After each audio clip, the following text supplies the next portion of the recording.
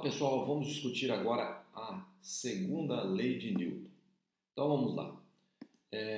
O que diz a segunda lei de Newton? A segunda lei de Newton diz que a força resultante sobre um corpo é igual ao produto da massa do corpo pela aceleração do corpo.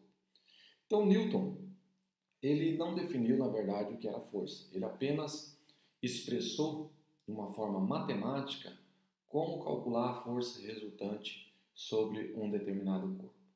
Tá? Em termos experimentais, ele conseguiu expressar matematicamente que a força resultante é o produto entre a massa e a aceleração do corpo.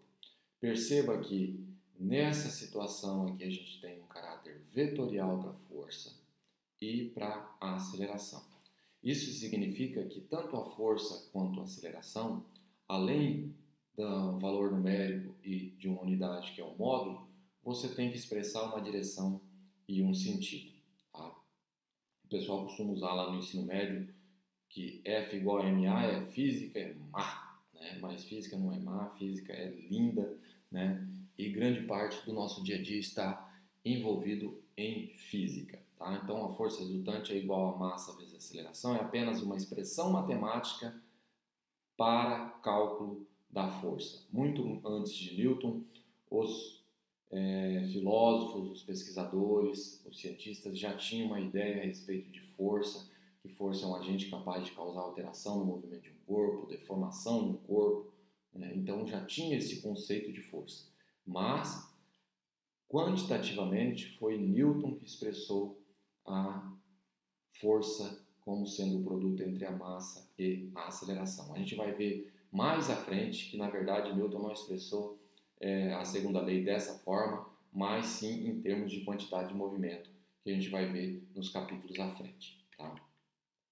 A segunda lei de Newton é equivalente a 3 equações de componentes nos eixos x, y, z. A gente pode dividir o movimento em 3 eixos, o eixo x, o eixo y e o eixo z, onde a força resultante em x é massa vezes aceleração em x, força resultante em y é massa vezes aceleração em y, e a força resultante em z, da mesma forma, massa vezes aceleração ao longo do eixo z. Tá? A componente da aceleração ao longo de um eixo é causada apenas pela soma das forças, né, ao longo desse eixo, e não apenas pela componente de força ao longo de qualquer outro eixo. Então, se a gente está calculando a força ao longo do eixo x, a gente só vai usar as forças presentes ao longo do eixo x. Da mesma forma para qualquer um dos outros eixos.